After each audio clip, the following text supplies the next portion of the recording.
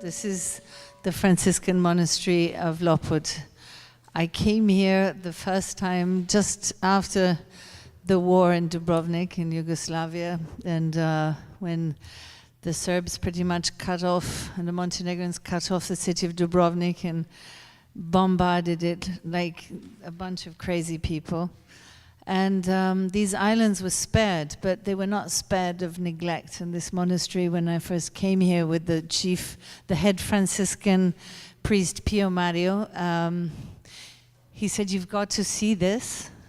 We'd been doing a project in Dubrovnik for already then 2 years, I think, about setting up a restoration laboratory where some of these amazing paintings that you see behind you, this is painted by the artist Božidarović. The Dobričević seems to have gone on a trip, but all the churches around Dubrovnik originally had still the same original paintings that were commissioned, you know, to be inside them. And we had started a project many years ago to restore all of those.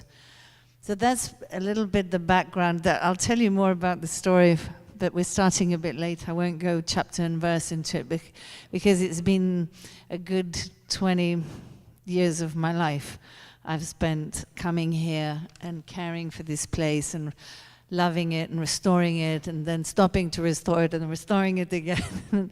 And now we are near completion. We also restored the roof of this church. So it's the first time we've been given permission to use the church for the conference. So this is a new space. Thank you all for coming. Some of you come from quite far. Some of you have joined us from Prague, where we had a fantastic 3 days, thanks to Jindra and Adam. Thank you both very much. And Boris and Daniela we've already had a 3-day marathon. So this is phase 2 of the the TBA 21 tests of endurance. We'll do another 3 days afterwards in Venice, so just to show that we just have that kind of stamina. So we've had a few changes today to the program, which has been put together by Daniela and Boris and also Steffi and Marcus on behalf of the Academy, and I want to thank them and Philip and the whole team of TBA 21 have really worked hard to get this program and everything together technically and arrange everything. So the weather has blessed us. There was huge floods here just a few days ago, so we're actually really lucky in many respects. So welcome to a place that has been in my heart and in my mind for a very, very long time. And just for those of you who've not been with us before, the Lopud seminar is on its 7th year.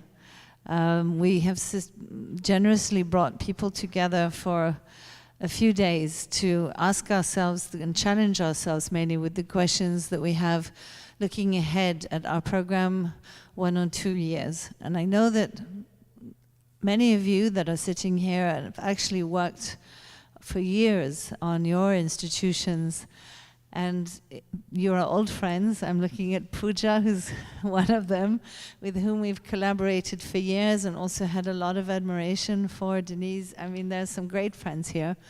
And we've all tried our absolute best to build institutions in a collaborative style, in the sense of generosity, which is very important to us, and openness, sharing, and I wanted to make that something that we recognize, these collaborations that we've had with you over the years, and we'd like to also, for us to work together to redefine this moment in our histories where we want to move forward, or we've had to move forward, or we've had to scale back, or we're growing or moving or reshaping our ideas.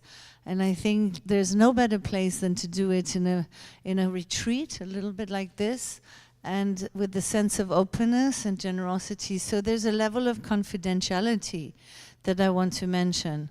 This is not an open conference for a reason, and that is because Daniela and I have always felt it very important to share our ideas very openly and to speak very honestly. And we all know that sometimes is difficult when you know there's an audience sitting there or there's a journalist there. And as tempting as it sometimes is, because with this assembly in general, we could make a fortune asking people to pay to come and listen to you all speak. But we choose not to. It's just not at all the decision. So please keep in mind that if you see a presentation of somebody who's probably sharing something of their latest work that may not always be entirely announced, like some of the things we're going to talk about, the ocean space, I'm really asking everybody just to consider this, you know, confidential, private. It doesn't mean you can't post a lot of stuff on Instagram. You know, this is a wonderful place, and we definitely want to share this wonderful place with everybody that we know. So welcome. Thank you so much again to Marcus for taking this panel out of my hands, because John Palmazino had a terrible problem catching his flight today. So we've reorganized the schedule. So you'll get a sheet. Of course, the Bible is still relevant. Everybody's CVs. I hope nobody has any issues with what we wrote about you. My panel discussed it with Davor Vidas, will be rescheduled to Saturday evening at 6 o'clock. And in the meantime, there's just a reorganization here, which I hope there won't be any more changes to. So, meanwhile, Marcus, if you'd like to come center. By the way, we didn't do this outfit thing on purpose. Come here. I know, it's like the Faina couple backwards. You know, Alan is usually in white and Jimena is usually in black. So, yeah, it was a question of did we have time, one of us, to change quickly? We didn't realize. So I'll let you start your panel. Thank you very much, all of you. Thanks for coming. Good evening. First of all, thank you, Daniela, Boris, and the team. It's not just that, like Francesca said, it's not just one conference, it's two conferences that are wrapped around the steady events of breakfast, lunch, and dinner, like a double helix, and this is just twice the amount of craziness that we usually have. So it seems as if Steffi is not really well, so that's why she's in and out, and I'm not 100% sure that she's actually going to be able to be part of this panel. So since the title of this year's Lopud seminar is the institution as an agent of change, is that the title? We're jumping into change and practicing change immediately. And we're jumping into our panel that was supposed to be tomorrow morning, which is called The Institution in the Era of Adaptive Change, Anthropocene. I'm joined by a number of practitioners who all deal with exactly that, either in their artistic practice or in their practices as curators, organization builders. The paragraph that describes this panel is very much focused on museums. None of us work in a museum except of Armin. So every now and again. Please excuse. This is as I said, this is a little bit improvised because we wanted to be tomorrow morning, but now, or we were supposed to be tomorrow morning, but now we start. And I am happy to be joined by Armin Linke, artist and filmmaker, who has in the last couple of years intensely worked on organizations, conferences, institutions that deal with the Anthropocene and climate change and the ocean in the last 2.5 years. Then we have Katarina Stankovic, who is also a filmmaker from Belgrade. We have Dee Kine, who is the director of the board of the Alligator Head Foundation, which is an organization that we've created, or TBA 21 Academy had initiated in Portland, Jamaica. So really on the ground, working with the effects of climate change, and mainly on the restoration of a coral reef that is there. It's a stretch of 6 kilometers coastline that is now, after 2.5 years, of working. It has finally gone into law. It's being protected. This is now a fish sanctuary. This is in close collaboration with the University of West Indies. And we are also joined by Camilla Marambillo, who runs a program that is a nomadic research program in Argentina, no? Chile. In Chile, okay, sorry. Which is called, please, Ensaños, exactly. So all of us go into the field and come back and try to translate what we see in the field into our work. And I think this is exactly the question that is posed, and how to deal with this. How do you actually translate something that you know, information, something that you see and experience and immerse yourself in? How can this form an institution or institutional work, or organizational work? And if it's even that hard for us personally, right? If we all know that. The impact of traveling, we all know the impact of plastic, we all know all of that, but how can we integrate this in our personal lives, and even then further, how can we integrate this in our working lives? And when we build something bigger in an organization, how can an organization deal with this? How can we also become an agency that people can look to and find answers, or how can all these questions, all these field researches, how can they inform a community to get behind and really find the questions, but also find ways of dealing with them? I would like to start with Armin. Well, what I'm showing you are some images from the deep sea, taken about 5 kilometers under the sea, and in a certain way, the fact that I can show these images was through the commission of TBA 21 to do an enlarged project on the Anthropocene that started with Anselm Franke and John Parmesino and Anne-Sophie Ronskog at Haus der Kulturen der Welt, where we concentrated a lot on geology and atmosphere, and somehow this possibility to enlarge the project and look into the oceans was for me something very, very nice, because I had the opportunity to look into this topic. And so for me it was interesting that with this excuse I could bring the first work that was already with an art institutions like the HKW into where we also tried to find a way that to ask really institution where our practice could be go over documenting, not only documenting, but creating also somehow reality. So for example, at a certain moment we discussed with Bernd Scherer, the director of the museum, if it would be possible to invite not only artists, so in a certain way also damaging our possible budget, because you also think about this when you have to produce something, and to invite not only artists or let's say practitioners or philosophers, but invite the scientists themselves of Anthropocene working group that we find out speaking with Jan Savacevich or Davor Vidas that you will meet tomorrow, never met, because they would work on voluntary basis, and so only met via Skype. And somehow then, through the whole project, at the end of the project, it was possible, through the institution and collaborating with the institution, to create this first meeting.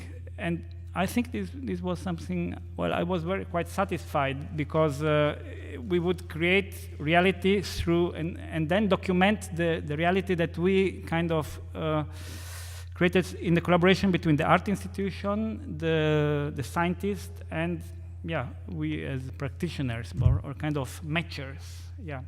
So in this case here, these images are from an archive of these two German institutions, Geomar, that is geological research institutions with a specific focus on oceans, and Marum, that is a university based. They are based in Kiel and Bremen, and so we had then together with Marcos a strategic move to also inscribe ourselves into their Jahre der Ozeane. That is a program by the Ministry of Research and Education. So not really an art frame, but really more the frame of the language would be more of a natural science museum, something like that.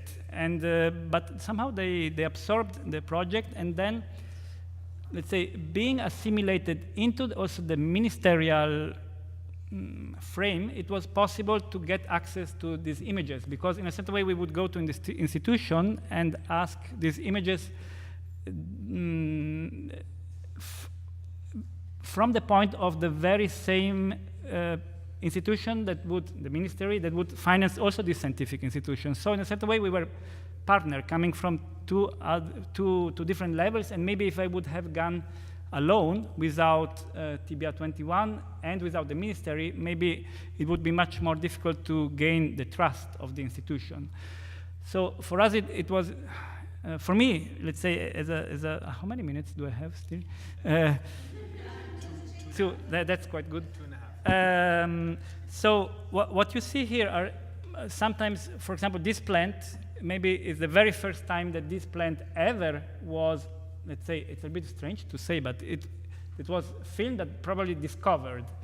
And so what was interesting for us that some of these images were already in this kind of demo that you find on the internet of these institutions, and some other were images that were in a certain way forgotten in this archive of more than, I would say, 50,000 hours of video footage, because this video footage is the footage that the pilots that are on the ship in containers 5 kilometers away from the remote operating vehicles that are connected with an umbilical cable down to the sea, they use these images to navigate. It's their vision. So it's also interesting that these images, well, maybe because I'm a photographer, I'm fascinated by these things, but these, for example, when they look at this object, they have also an arm that then tries to pick up these objects. And they don't have a stereoscopical image, it's a flat image. So sometimes you see if this is the plant, they don't know exactly where to put their arm. Yeah, and of course these kind of images have behind a huge investment in technology, because there is a ship, there is a scientific team, and they are not really made, let's say, for aesthetical reasons. Maybe the aesthetic is then used in specific film when they have to present their work to get more financing from the same ministry. And it's also interesting that sometimes on the same ship you have the geologist that makes, for example, a statistic of how much stones might be possible to be extracted, and the biologist that has to do the let's say, ecological assessment, so that eventually an extraction is possible, because of course an extraction is not possible without an ecological assessment. So it's very interesting because on the same boat you have certain contradictions. Maybe one last thing that I would like to say before the 2 minutes are away is that on the other side, on a project like this, the question is also how to give voice to, for example, we went on with the last travel of TBA 21 with Ute Metabauer in Fiji, and we visited different villages. So you could consider a village, or let's say indigenous people, when you go to Papua New Guinea, also as an institution. Because it's a community. It's like here, the municipality. You go here to the municipality, only that the municipality has another form there. And the question is then how really to give voice to these institutions, and that we might also consider not as institutions. Thank you. Thank you. I mean, I would like to continue with Camilla. I am Camila Marambio, and I I took my first breath ever on this planet in the desert in Sonora in North America. But I discovered about 10 years ago that I am a native of Tierra del Fuego. Yeah. And that discovery sort of happened by chance. I was not far from the place that appears in this image. Maybe you can click on it because I don't know why it's creamy like that. And this is the place that positioned me. There, that's better. Yeah. Yeah, so this is, there you go. It was there that I had an experience of understanding my scale on the planet that I was on.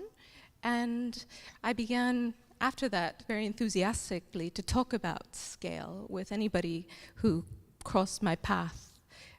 That led sort of miraculously to a year later returning to Caleta Maria with 18 of my close friends, artists, filmmakers, scientists, social scientists, to evaluate what we could do within that scale that I had perceived was the scale of action and agency that we had, and how that compounded itself if we were a collective. So I had had a sense of what I could do, which was begin to narrate and speak of what I had sensed and seen and the troubles that I foresaw this place having to deal with in the coming years. Some of those troubles are directly related to the health of the ocean that is in front of you. This is a fjord called Seno del Almirantazgo, or Admiralty Sound. And a couple of days ago, on September 11, which in Chile is a very important date, as most of you would know, it was a date important to us before it became globally important, when the coup took our socially democratically elected president, Salvador Allende, and completely changed the way that land and people's relation to land was managed in Chile.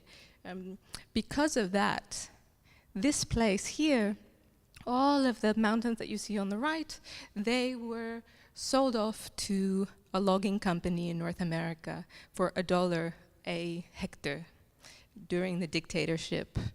This company, who hoped to sustainably log, met their match in a couple called Yvette Martinez and Julio Gaston Contreras, who live right at the base of where this river meets the fjord.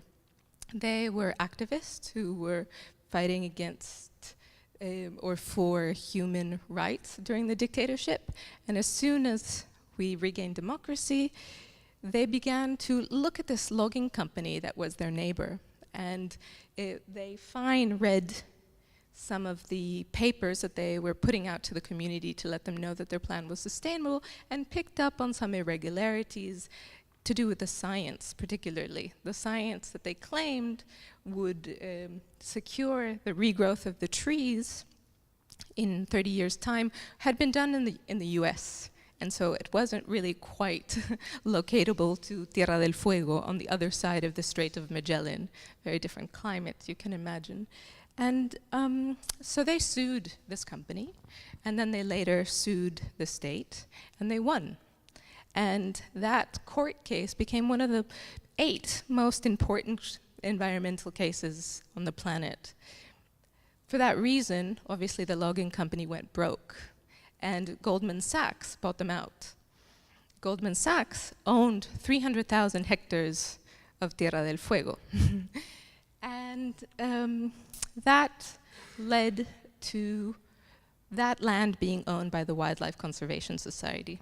The Wildlife Conservation Society is an NGO based in New York, and they were the ones whose door I knocked to say, hey, you've got a mission, you're doing conservation science, and we are your neighbors here in Caleta Maria, a group of people who don't necessarily belong here, but we'd like to intervene in some of your processes.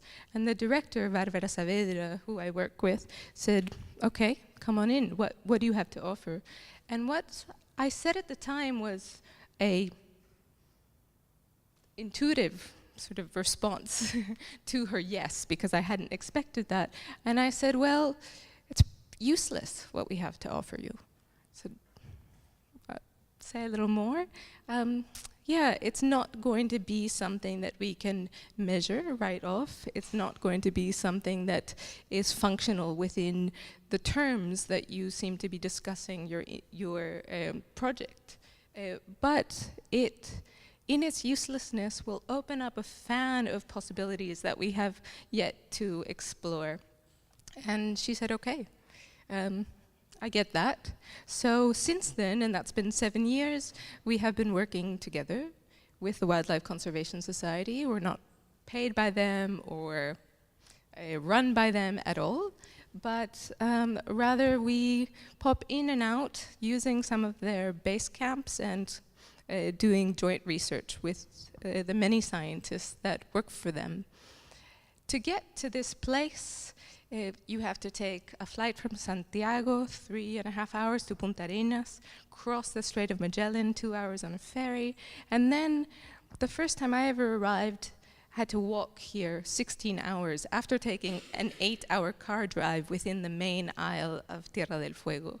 Today, as you can see, the road reaches all the way to the Admiralty Sound, and there's an airstrip that has just been illegally expropriated from Julio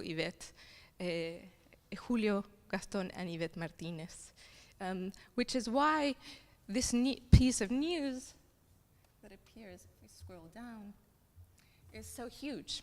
Announced on September 11th, the President, Michelle Bachelet, declares the Admiralty Sound marine protected area in Tierra del Fuego. This is something we've been working on very diligently, very precariously, completely underfunded for all this time.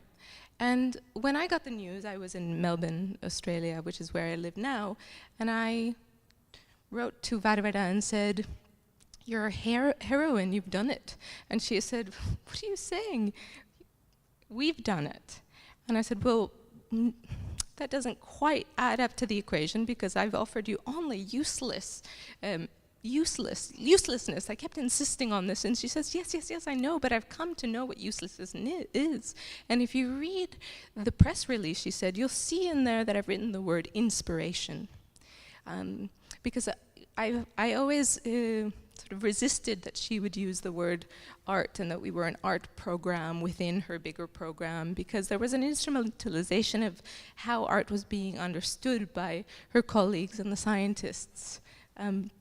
So she had termed this uselessness as inspiration. So we had a long conversation about that this morning, actually from here. I said I'm going to be presenting to a group of people. How do I make it sound like I know something about protecting oceans? And she said, well, we all know nothing about how to protect oceans. That's what you need to communicate. And she's and her team of marine biologists have been studying the oceans for many years. So she said, the sense that something is known in this forward immense task that we have is false. This is all craft. We are hands-on figuring out how we begin with laws, with useless research, with hard science to construct a sense that we and the ocean are interconnected and our sustainability, our health depends on its health. I think I'm gonna interrupt you right there. Yeah.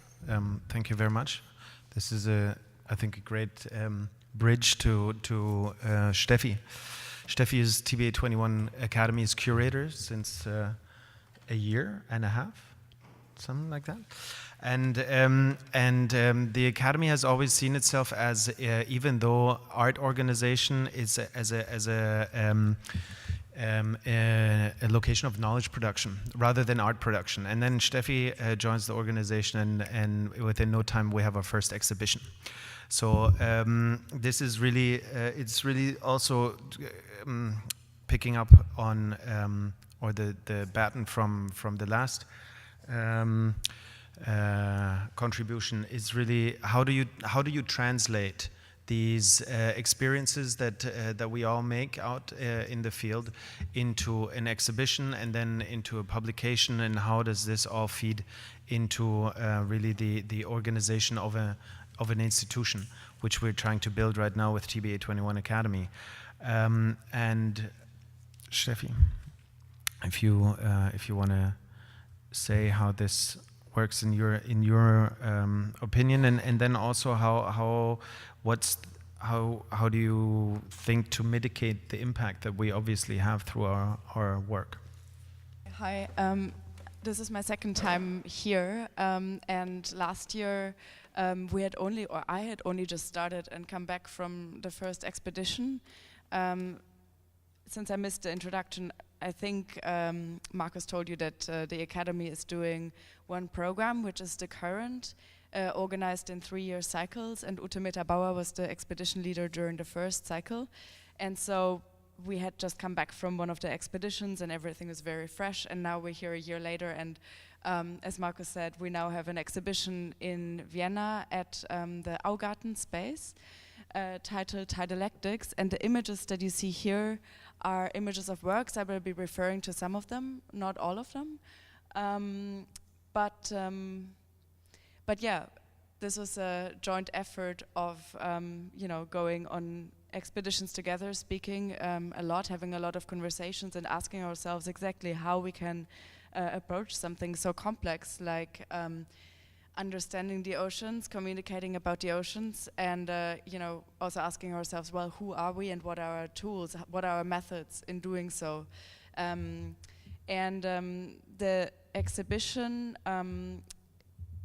partly came out of the expeditions, people who have been on the boat with us.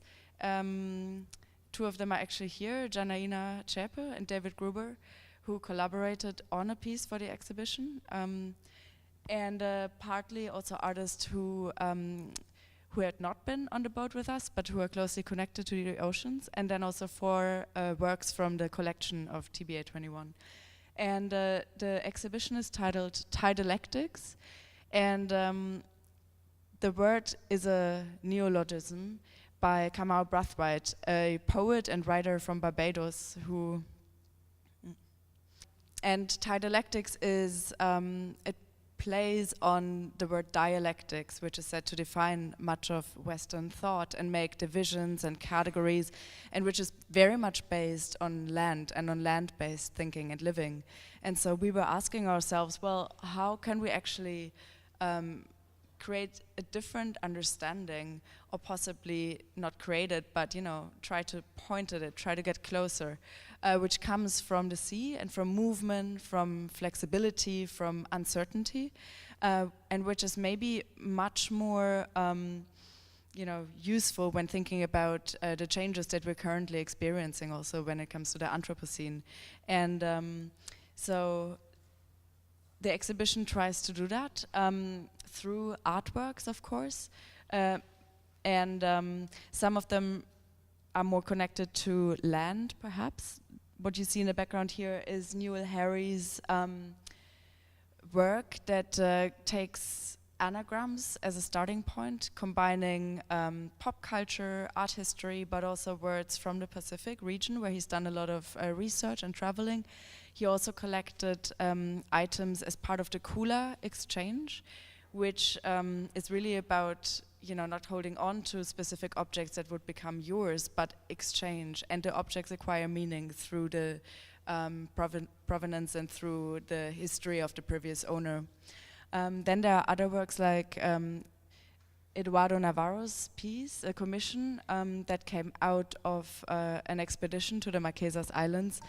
And during the expedition, there were many strange coincidences occurring, and Eduardo asked, well, what is fate and what is destiny, and what if fate and destiny weren't connected only to us humans, but also to the oceans and coming from the oceans and from the different creatures and other than human inhabitants of the ocean. So he created 3 I Ching coins, enlarged, that he brought back to the island, which we visited and where we had a beautiful connection in a way with the community, and suggested to them to use these coins to ask a question to the oceans.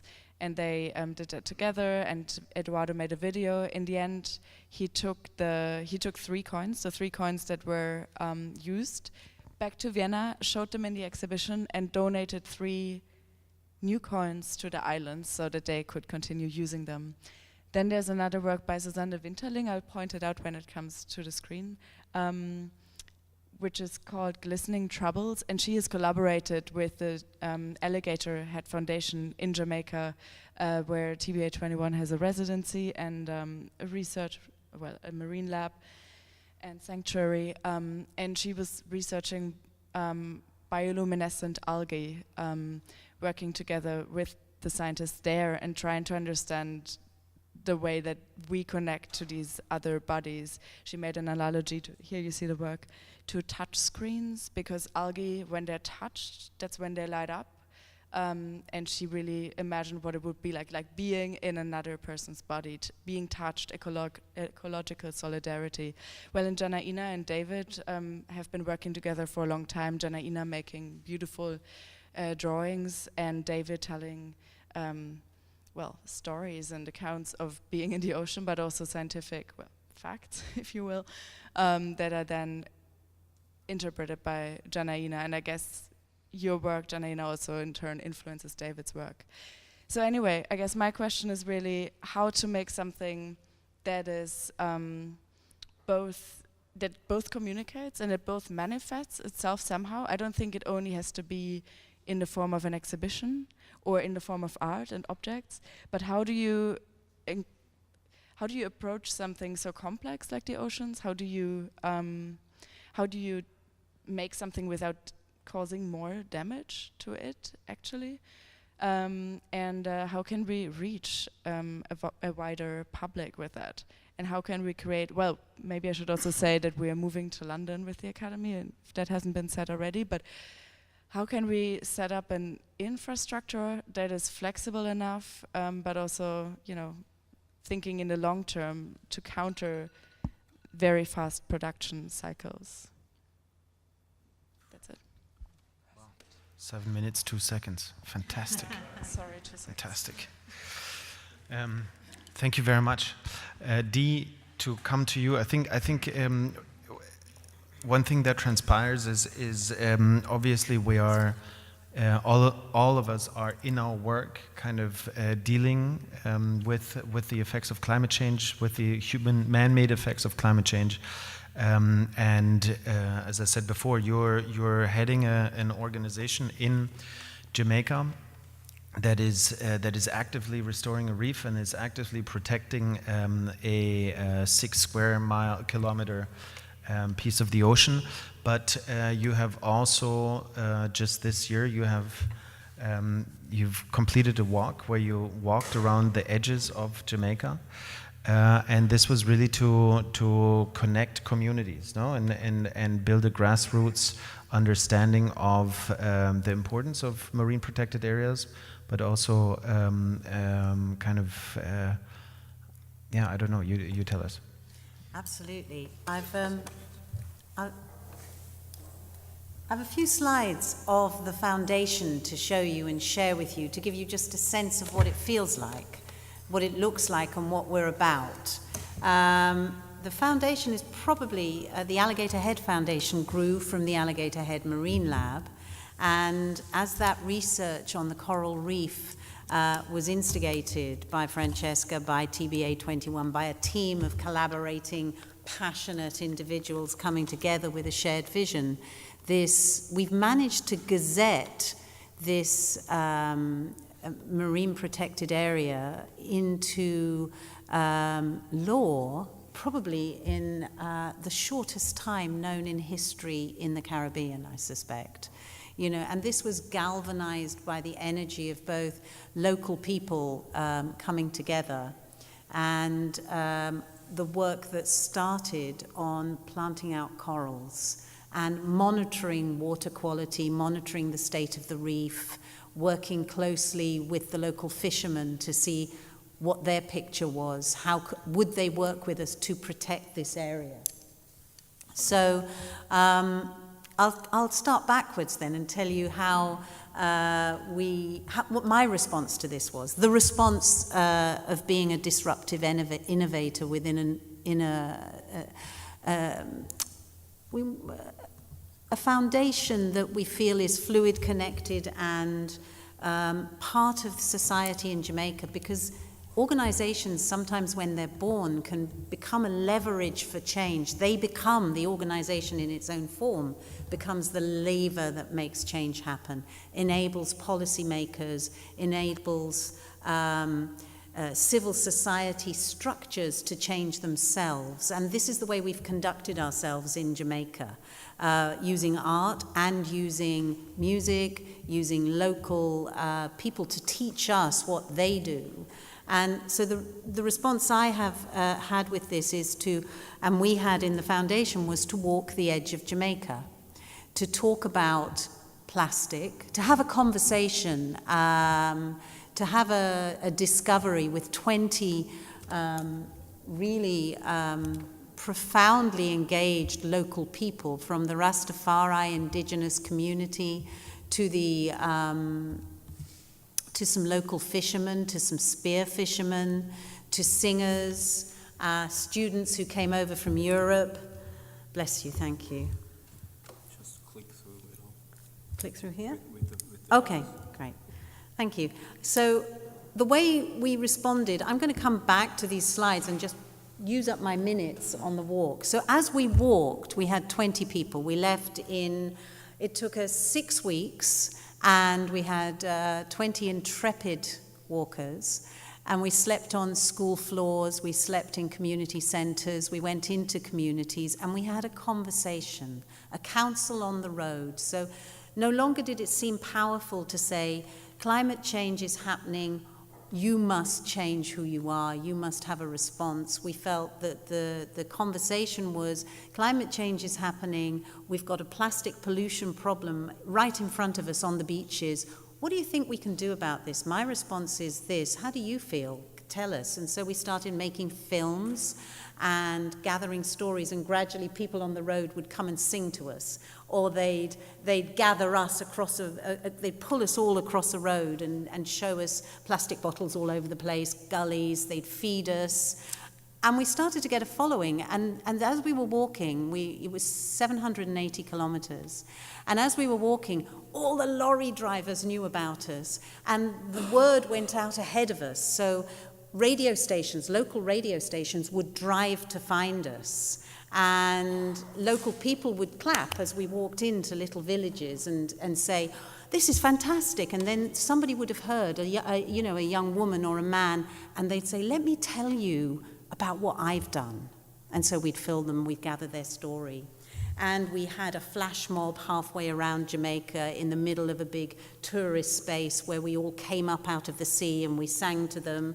We had the Alligator Head Youth Ambassador, Wayne J., with his plastic bottle song. So we all learnt it and we sang it on the road. The Rastafari taught us how to chant plastic songs. And we visited every marine protected area around Jamaica.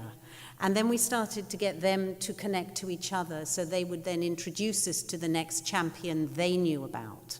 So it was a beautiful string of pearls of connecting the extraordinary champions around this extraordinary and beautiful island to each other. So we were we were really the glue, the conduit, and the story wasn't about us, it was about them. The impact of that was that we fed all the data we collected to the latest policy that was being formed on plastics in Jamaica. And that data is now informing the government on their environmental policy as it goes forward. So the Plastic Task Force is using our data, our photographs, our stories to help them make change. And what I'd like to, how am I doing? 2 minutes. 3 minutes.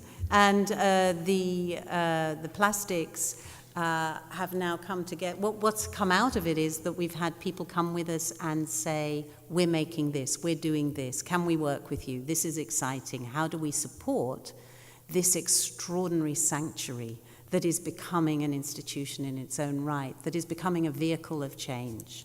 And this is based in Portland, I beg your pardon, Portland, which is the north of Jamaica, the north of the island, and the people live on agriculture, fishing, tourism, and, sorry, I can't see without my glasses, and it's a very pristine part of Jamaica. The water is beautiful.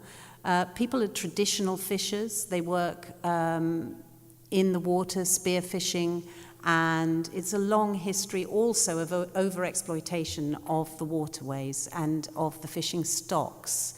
Many of the coral reefs have been destroyed by the hurricanes, not only by the runoff from farming and nitrogens in the water, but also by huge storm swells that have come through. So it's a big rebuilding journey.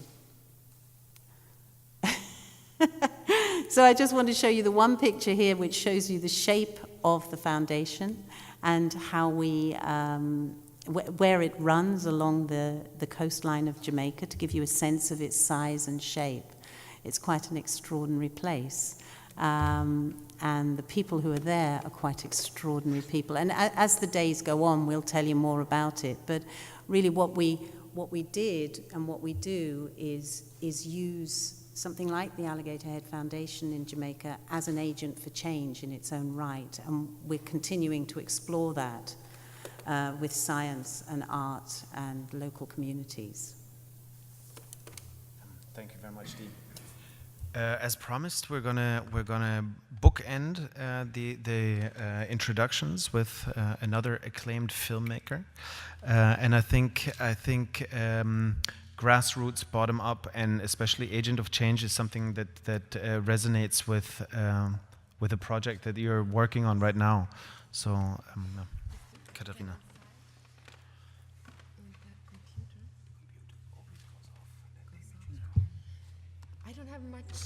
I don't have much experience in these settings and occasions, but if I don't hit the target, at least it comes from my heart, the arrow.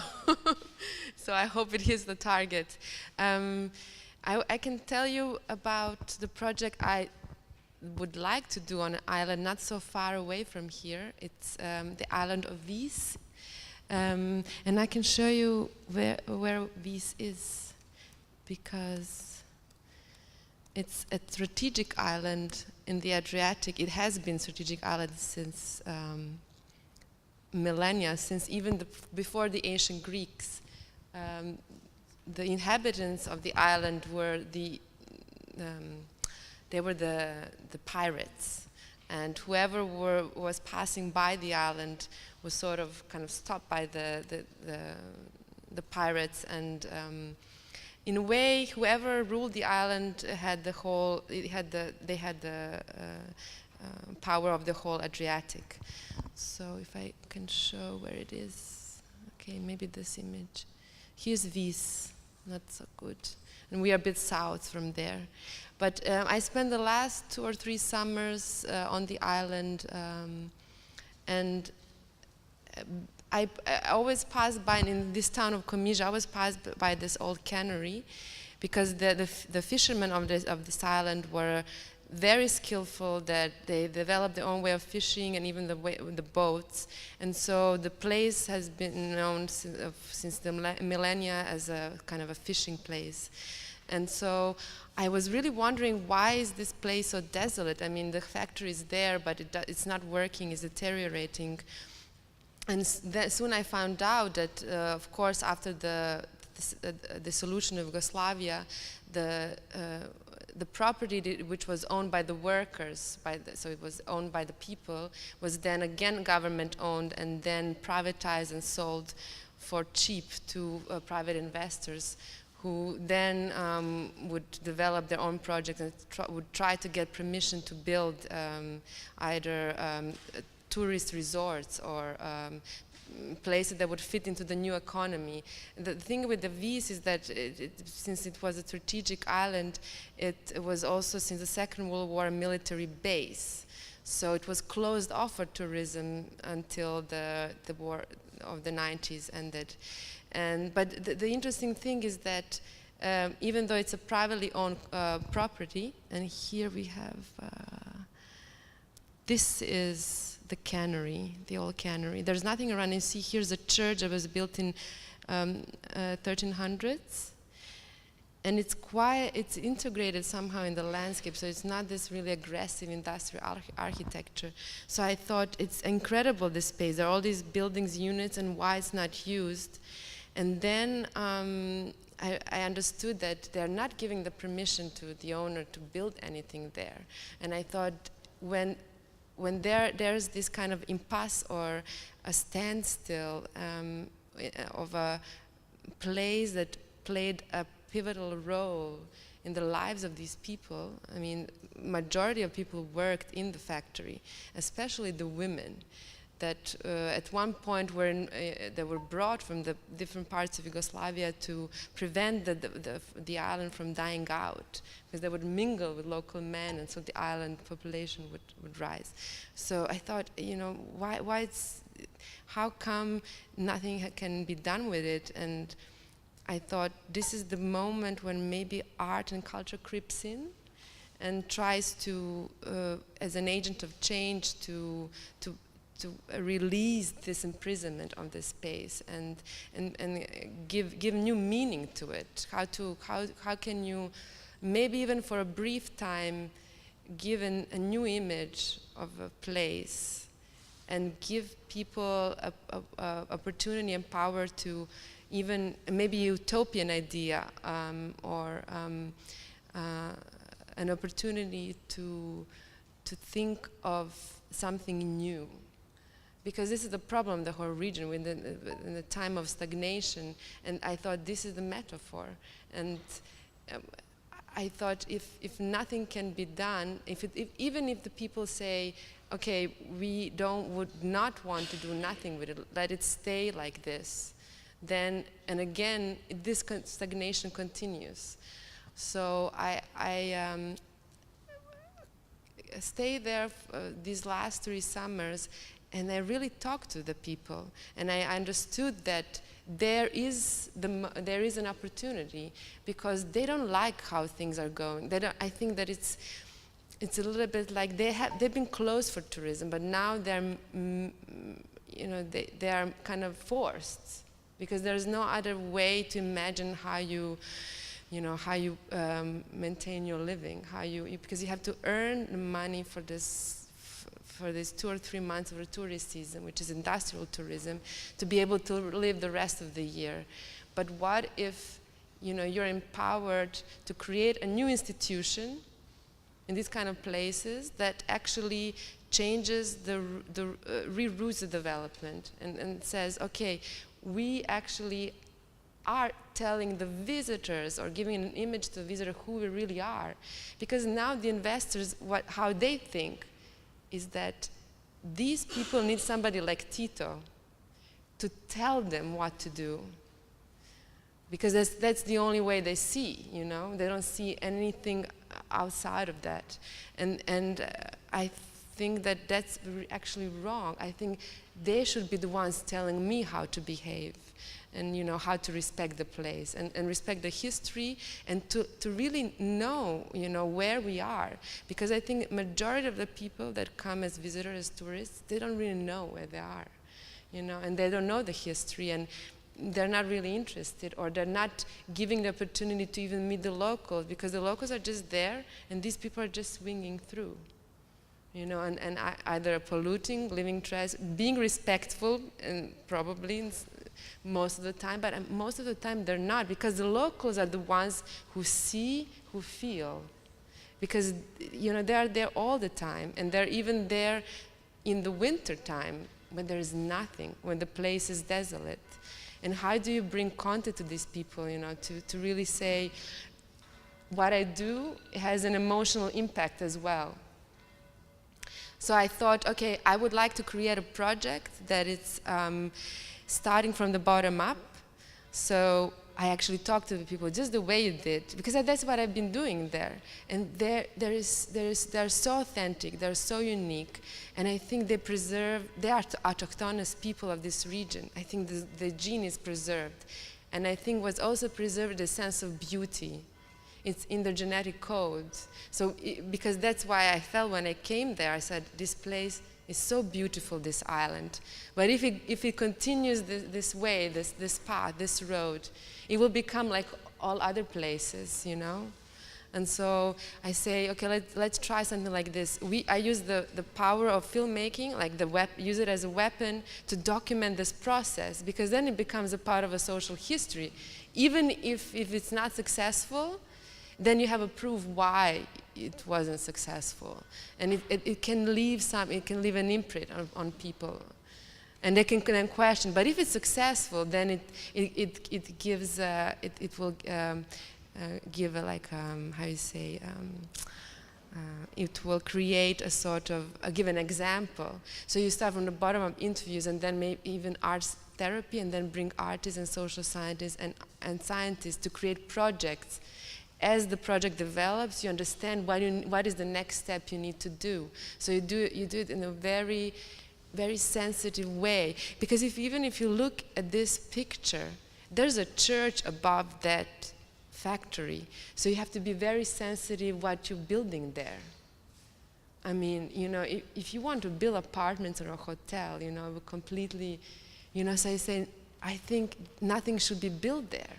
It should be just appropriated and, you know, find a different purpose, which is an interdisciplinary space. And we are to find out what there is. Is it a center of cultural development that has so many different parts to it? And what are the institutions that will support that? The project. That's also like, I don't have many contacts with the institutions, so I don't even know what would be those institutions. And what would be a new institution that comes from there, that then connects with other institutions? I don't know if I hit the target, but I don't know either, but I'm not sure that necessarily always a cultural institution is the answer to everything. Like tourism is usually not the answer to everything either. So it's yes, like, yes, exactly. Yeah. That's what I'm just asking a question, because I feel it's a research. Yeah. And that's what's so great about it, is that it's not a priori you know what should be done. Is that you acknowledge that you have to start from the bottom up, and then you discover on the way. It's like a journey of an investigation. But I want to just mention that David Reshnikov did a project, it's so incredible, and we just talked about like 2 minutes, in San Pedro, California, which is actually bigger population of Commissions, of the people from this town who emigrated 100 years ago, and together with Japanese, am I right, developed the fishing industry, or are running the fishing industry, which is enormous on the Pacific coast, San Pedro, California. It's in LA, right? Or part of LA, yes. Part of LA, cultural investigation, or investigating cultural infrastructure. So there's a lot we have to share, I think. Yes. I just want to mention there is already a connection, and we were so surprised. What a coincidence. Okay, thank you so much. Thank you. Armin, I just wanted to ask you, since you're traveling very comfortably between organizations, conferences, institutions that are concerned with the future, they're supposed to shape let's say the policies of the future, right? And museums or cultural spaces that are very concerned with the now, or maybe also the yesterday, but usually the now. I think, or my question to you is, do you since you're consciously working with this, do you see that there is a different kind of approach to an impact that these organizations in themselves have? No, part of your work in the Anthropocene Observatory was really looking at COP20, I believe, and the carbon footprint of COP20 that was actually concerned with how to move forward against or with climate change, right? So and then in your practice yourself, you're circling the globe like crazy and have quite a huge imprint yourself. But it is, I guess, necessary to tell this story. So how do you see the discourse in these organizations with their own effects, and how is it? Do you see a way that it's possible that there is actually a reflexive organization that is conscious of their impact, but then at the same time has a way to mitigate it? Yeah, it's a very difficult question, also because then you can buy CO2 bonds maybe to compensate, but then maybe then you go to Indonesia to film a community in a forest and you understand, okay, for preservation, this community was kicked out of their own forest to create CO2 bonds that as a compensation. So in a certain way, then by buying bonds, I'm in fact doing land grabbing because it's a new kind of economy. Well,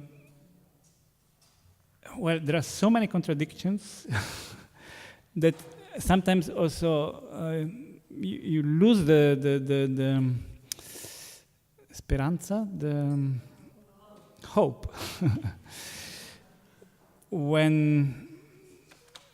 Because whatever critique, not now forgetting about, how many batteries I use or how many airplanes I use or my own practice, but what the general problem is also then whatever critique you build up, sometimes you have the feeling that the system needs the critique to absorb it and to show that that there is a critique so that business can go on as usual in a certain way.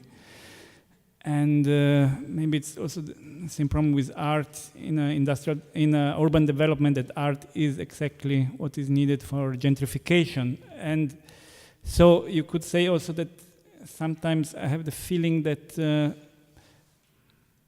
not only I contribute to produce the problem, but I'm the cultural gentrificator of it. So I would say I would bring it a level higher, and the real question is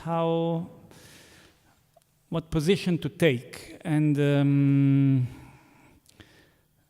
so it's a big question. I have no answer. There is no answer, but this is only the first panel, and we're still maybe there is an answer on Saturday evening. Who knows? Or maybe one more example. We were with with Paulo Tavares and in a group of students, I think from Princeton University, in the Amazonas, looking at a water dam that was constructed there.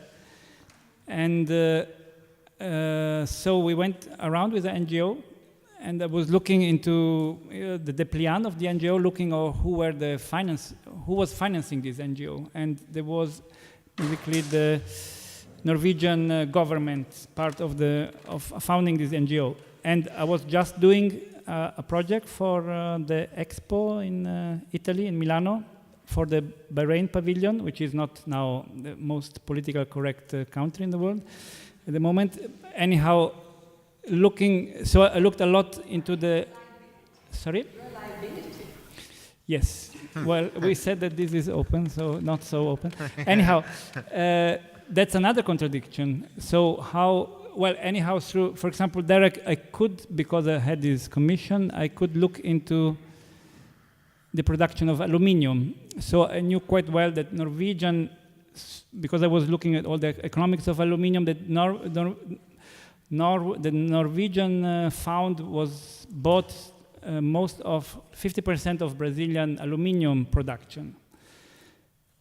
So this very water dam was in a certain way had to produce the electricity for the Norwegian economy. So you had in a certain moment the same country on one side doing ecological activities, on the other side financing this same, well, it's a kind of Gione Bifronte, you would say in Italy. So that's also the question to develop in a certain way, how to develop the sensibility to read this code and decide to which point you want to engage. For example, with the Bahrain pavilion, I understood in a certain way afterwards when I was there. Also, somebody else already told me in advance that if it would it be okay to engage or not in a certain way for this, yes or no, and then yeah, also when you go there, there is always the problem is how to read this code and to determine what you're doing. So it's even more complicated. Yeah. As Steffi said before, the last expedition, or the second to last expedition that we were on, brought us to Fiji and Laos with Ute Metabauer. And on one of the last days, we were all part in establishing what they call a taboo site. So Ute was interested in investigating the, like let's say, ancestral societal tools and the notion of the taboo as a sacred site in modern contemporary conservation. And in Fiji, especially in Fiji, they use this tool of the taboo that is installed by a local chief, by a local leader onto a site, and we were part. All of a sudden, we were part of this process. We helped finalize this traditional, the sacred ceremony on this occasion, which was very special because it's the first site of its kind in Fiji. It's an offshore site. It's a reef, offshore reef, located between two islands. These villages or the communities that are protecting this reef now is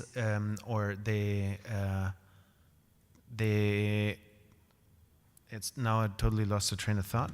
Wow. Doesn't matter.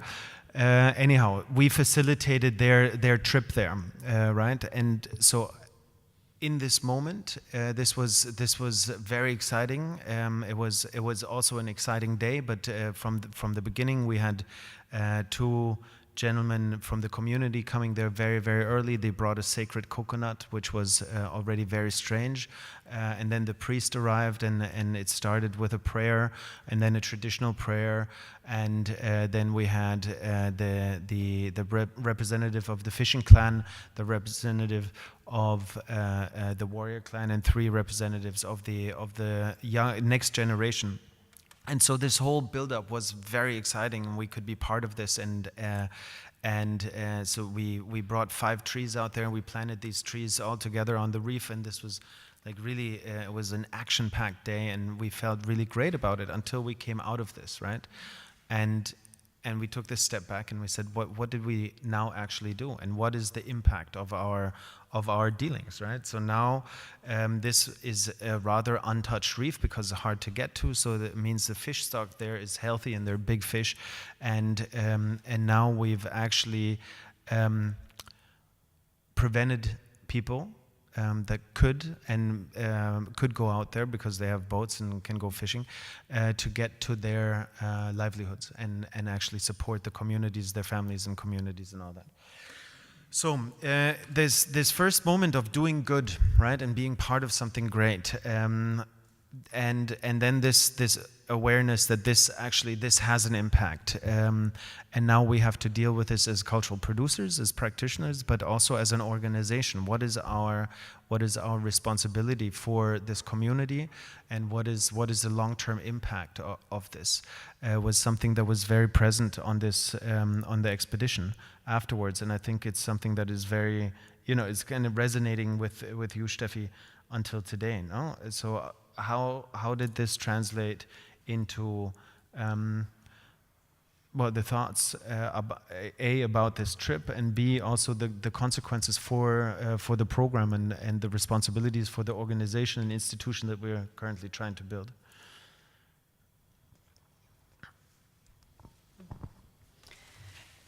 Yeah, it's a very difficult question, and I'm curious to hear everybody else's thoughts on this as well, because I think we're all facing the same problems. I mean, whether it's Amin, who's giving credibility to perhaps institutions that are causing damage, to also asking like, okay, who can actually learn from whom? I mean, we talk about shared learning quite a lot.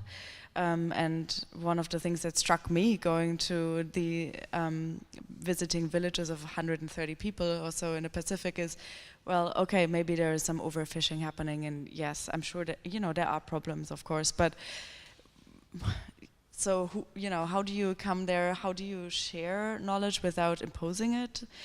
How do you also take knowledge? And, what do we actually do back home, and aren't we the ones who are causing much greater damage? One thing that I've been thinking about quite a lot is this idea of cognitive mapping that Frederick Jameson once proposed, and he basically suggested to make maps of, social relations, economic relations, environmental relations come into play as well. And I think it's quite important to not only see the next step, but to try and sort of map or understand this entangled network of responsibilities, of codependencies, but also of impacts and effects that we, cause and that we are all part of. Of course, it's impossible to completely understand that, but as I'm interested in systems theory, and how certain models can help us also to reduce complexity, even though we have to revise them constantly. One of the things that struck me also, and Armin and I quickly spoke about it before, is that when in some of these communities, it really feels like it's almost like a model of any big city that we would perhaps that we live in, or that we are much more familiar with.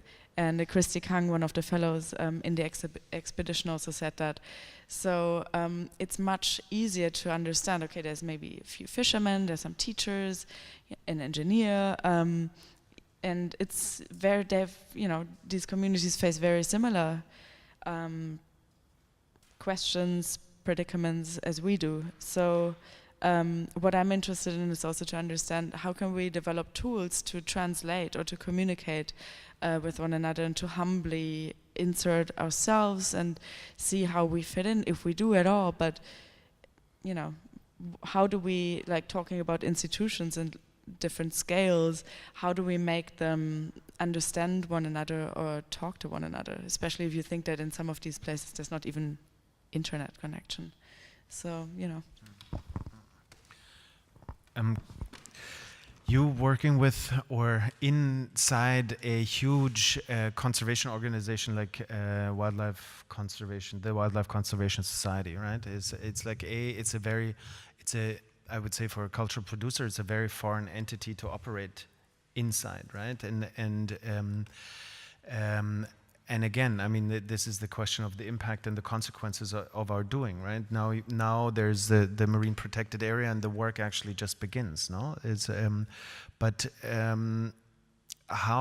How did working there and going the first moment going out there with 18 friends and then creating a program out of this within the context or framework of WCS, how did this clash of ideas and ideologies actually shape your program, and how flexible does it need to be to exist and continue existing? It shaped it in that we immediately knew in those 2 weeks that we spent in the field that we would need many, many years. So to even begin to feel like we were speaking words that we understood, what they meant for the other. So from the first moment, we, all of us who were there, committed to a very long-term project. We set ourselves 3-year cycles where we would revisit the initial intentions and then repacked our commitment individually and then also as a group. That was the first. The second was in relation to this, I guess, notion of wanting to insist on the uselessness of what we were going to do for at least the first 3 years. Also, was that we wouldn't be reproducing our disciplinary intentions, but we would really be flexible and open to adopting each other's methodologies, to co-creating some form of response to what we were detecting were the issues that we could work on together. So to put off really what might be a result was also something that was germinal to the program. And then the issue-based, also collective work. So that's how immediately we became 3 different groups working on different issues: invasive species, coastal stewardship, and human geography. And some of these started to fall outside of WCS, so even though we continue to receive incredible support from them, and it's really local support, we finally have sort of climbed the ladders and have been in New York and met with all of the CEOs of the WCS, but that again happened very slowly. It's a very different institution.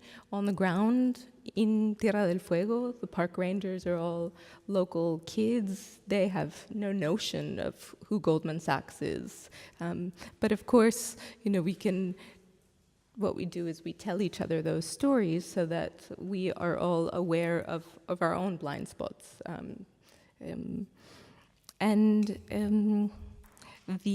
It was in year 2 that Bárbara Saavedra, the director of WCS, she says, I think I will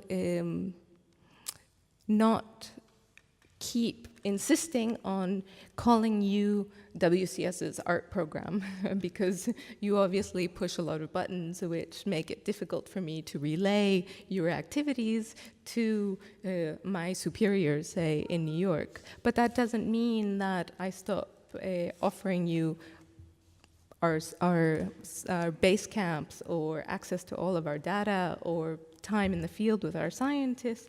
But it was, in terms of an institution, I think leadership of these institutions is very important. And so sometimes it's about finding individuals who are open to challenging their own institutional frameworks and forging relationships with them. I think, and this is something I think that we've experienced a lot. The question of language and the trouble of language, no, and the first task is to understand, to translate for each other, and then to create a new language that we don't always fall into this whole of sustainability, impact, blah blah blah blah blah blah blah blah blah. Right? It took us 3 years to get some sort of common ground. Yeah. And at that point was the first time that we felt like we needed something like an exhibition process to be able to distill and represent, even just internally, what that new vocabulary was, specifically around the invasive species issue, so not all. We had sort of, in that field, been able to generate a sense of shared concerns. Why do you feel that you as a cultural practitioner have the responsibility to insert yourself into this kind of context?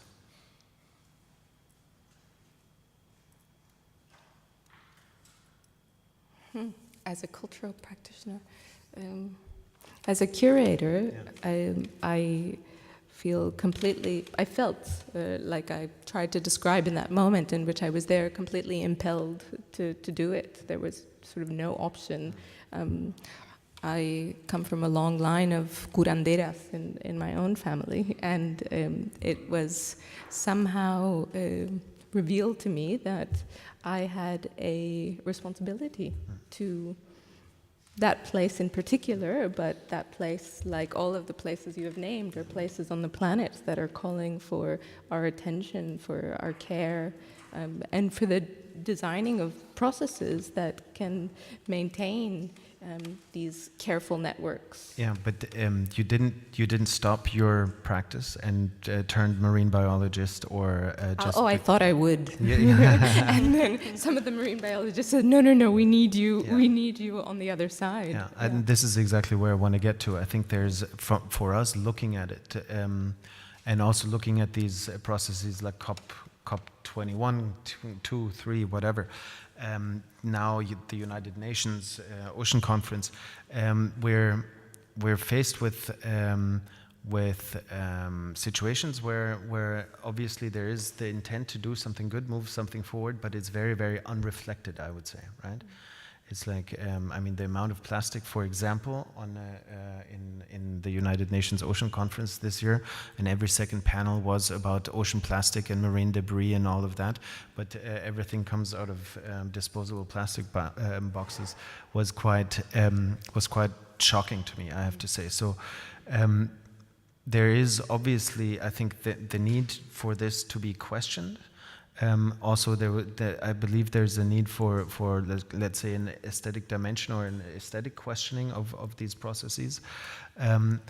But as a consequence, I'm still asking myself, what is the consequence for our organization itself, right? Where's the place?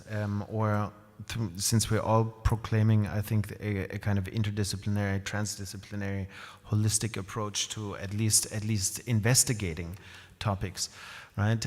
But where does it go beyond exhibition making? And does it need to go? I don't know. I ask myself that question, and we ask ourselves that question in Tierra del Fuego. All the time, and some surprising answers appear.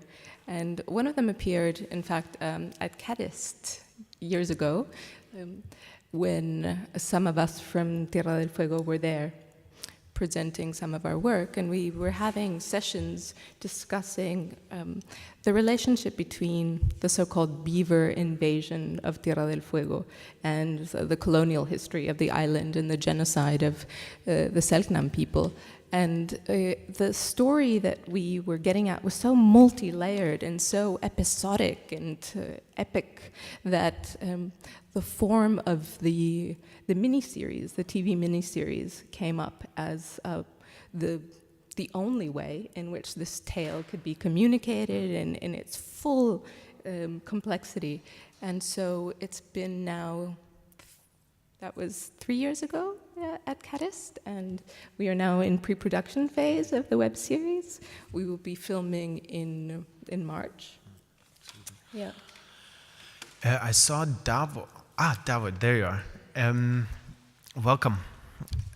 Davo, I have a question for you. Since we have these parallel conferences or structures going with each other, what do you think is the kind of benefit of these conferences running parallel to each other, and then hopefully kind of having these moments where we have contact with each other and eventually hopefully influence each other? To answer reasonably your question, I think for this meeting together with yours, we will see on Saturday evening.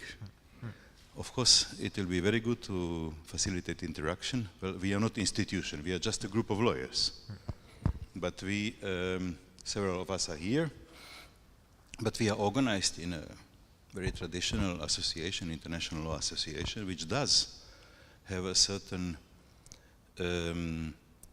impact, not on direct progressive development of law, but on proposing it further. Some of our members are really in practice in bodies like United Nations, like the Professor Patricia Teles, who has joined the International Law Commission. So of course that these types of interactions will be important, but I think that not a definite response, but the start of response should be on Saturday. So, but I'm very happy to be here, and I apologize for being sleeping only 1 hour the last don't night.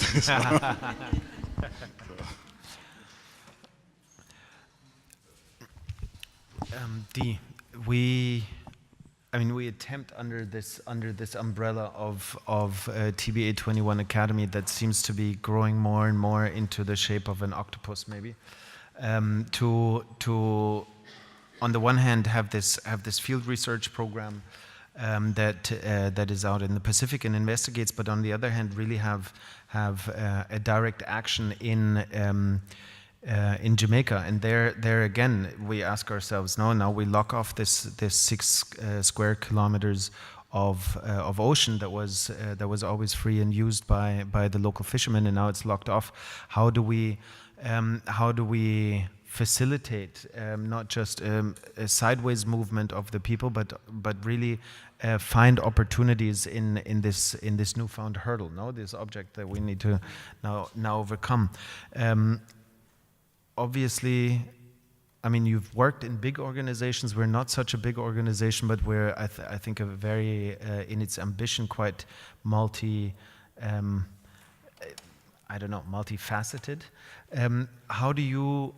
How do you feel coming from healthcare to be inside of now a cultural organization, and how is it to work through these languages and different kind of aesthetics and also ambitions in showing, presenting, really changing, and all these things that we talk about all the time?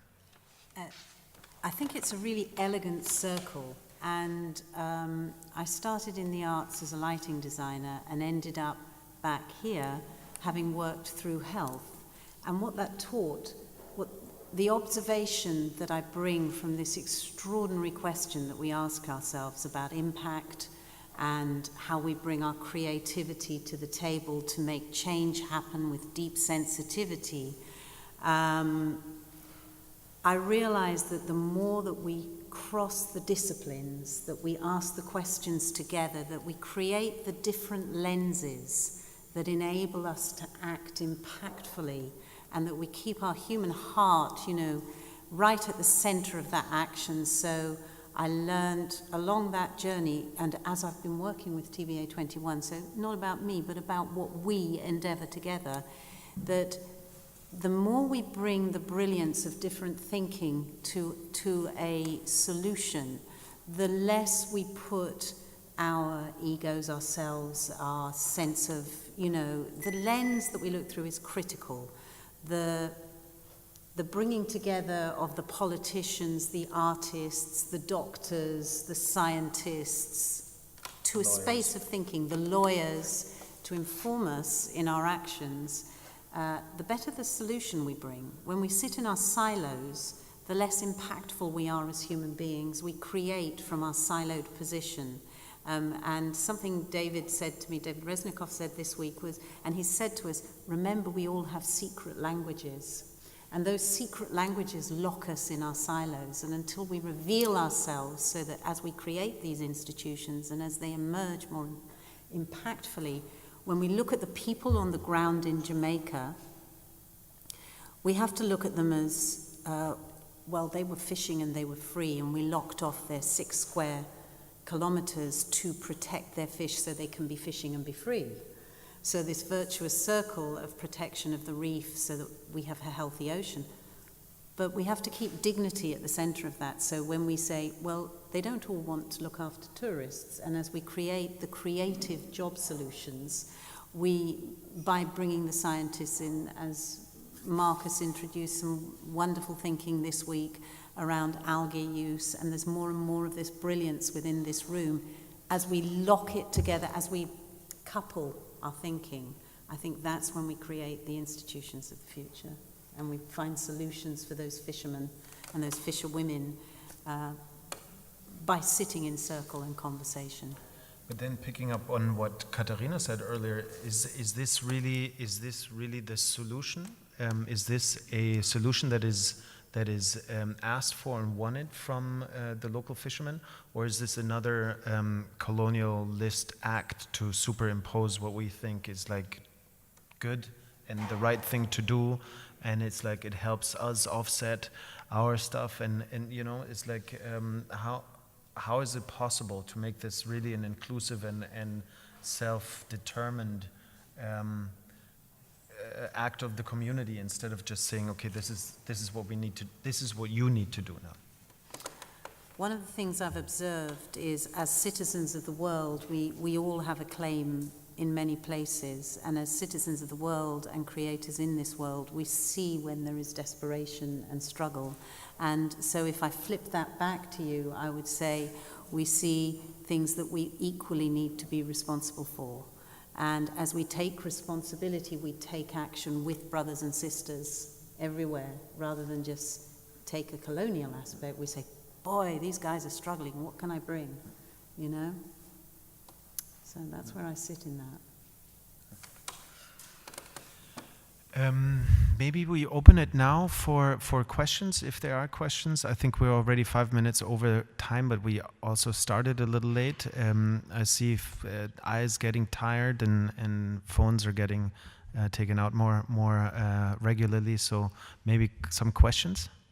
And I was very curious to talk to get from Omi in the sense of his participation in policy making and in creating of new institutions. He's worked with the Haus der Kunst for many years on the Age of Anthropocene project, and this has had quite a strong impact around the world in establishing the Anthropocene as a measure and something that I think more people speak about today, and more people understand what it is today than just a few years ago. And I think this is something that that was created by a cultural institution, and but it did so with a tremendous amount of gravitas, seriousness, research, field work, and so on. And now we're sort of shifting your attention over to the oceans, and we've commissioned a number of research-driven archival projects now to support the work of the TBA 21 Academy. And so you've done this for some time now. I think some of the others of us have just been starting the last few years. Are you able to measure the impact for yourself as an artist, how this has shaped policy making and other institutions and other guidelines, and how you've seen the UN maybe apply itself differently to these conservation? Is there any way that you as an artist can measure your impact? It's all very difficult questions. No, I don't think I have no way to measure it. I mean, I think again, what is nice about the project, that first of all, it's a collective project, because you continuously collaborate from the very beginning, for example, with John and Anne-Sophie that are not here, or with... or you get to know other persons, like you or we in this room, in a certain way, because we share something. So for me, it's not possibly directly to measure what is happening, but also it's a bit difficult because for me the project is not finished yet. So I think it might be finished in 2-3 years, maybe something like that, or I give myself this time limit. But the question again is how do you develop also other strategies that are not only the strategies of your own artist work, but how do you share the work? How do you bring also on platforms works of other persons that work on the same topic? The question is also then, do you really want to bring it to let's say decision makers, and then how do you define decision makers? Do you want to bring it back to the very communities that maybe were so kind of open to allow you to film and document them? So again, there are kind of almost, again, ethical problems that are connected with, let's say, strategical problems of communication. And yeah, the question is, but not only in this, as artists, how do you want to, generally, it's really a question, do you want to calculate this feedback, or do you just want to make your work in this intuitive way, or do you want then to have this kind of strategies, almost like communications agencies? Because this is also a question of language and poetics then, and do you? Yeah, that's this problem of strategy. Yeah, and I do not have answers again. I've just seen that. Another question? Yeah, the communications specialist has just signaled, and I'm not sure if he wants to leave or if he wants to ask a question. I just want to pick up on the concept of uselessness and its role in adaptiveness, which I find fascinating, because I think another term is pure research, which is being diminished more and more, because all research has to lead to some sort of product and transaction. And when we look back, when pure research was useless research was strong at a place like the Institute for Advanced Study in Princeton, you had John von Neumann doing work that was useless. However, 30, 40 years later, it led to the computer, basically.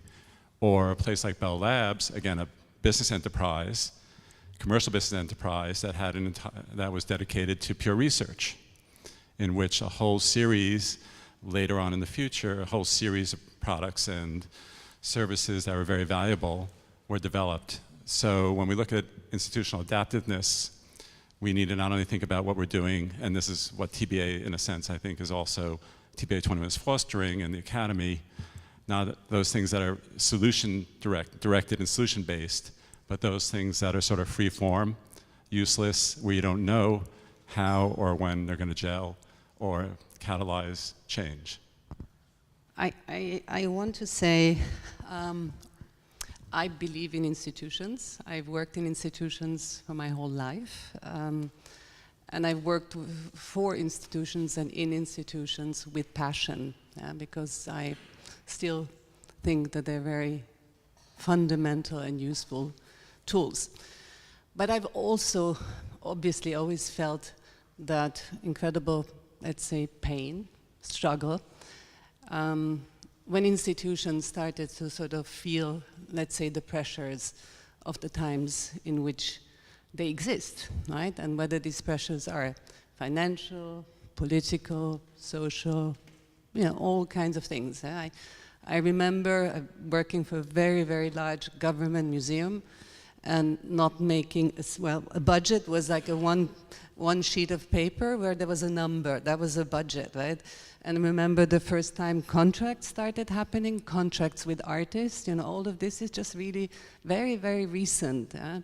Or sort of memoranda that are circulating in institutions and so on.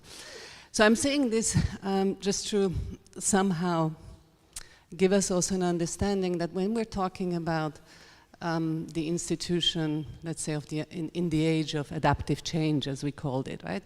Where, let's say, economic and environmental pressures are very, very real, and I think we all share that sense. I don't think we can only look at single changes, you know. I don't think we can even start discussing one aspect of an institution's operations, because it actually affects all aspects, right? It affects the way we're dealing with each other, the way we maybe look at artist contracts, you know, the way we write memorandums, the way, you know, I'm specifically giving these very simple examples, yeah, because we've been infiltrated by, let's say, sort of a neoliberal institutionalism that has taken over very much our field. Yeah? And I think if we want to recalibrate. Yeah? If we want to sort of change the institution that might be an agent of change, then we have to start on every single level in some ways. Yeah?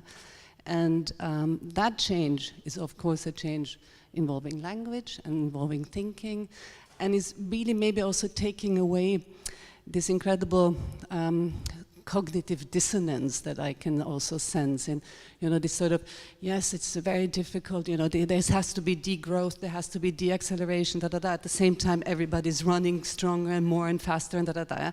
So these discourses have gone like completely apart, right? And specifically in that field that we're sort of looking at, right? Specifically in the area where people are talking about issues of ecology and the Anthropocene. So in that particular, let's say, milieu, this sort of dissonance between doing and thinking and acting and creating the sort of tools have become incredibly strong and manifest.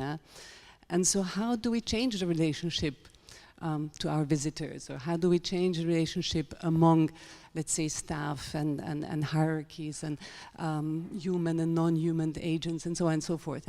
I think that's where really the work is, and I think the work is definitely not an easy one, and somehow it has to start. I would say this is really what's ahead of a lot of institutions that are engaging in these questions.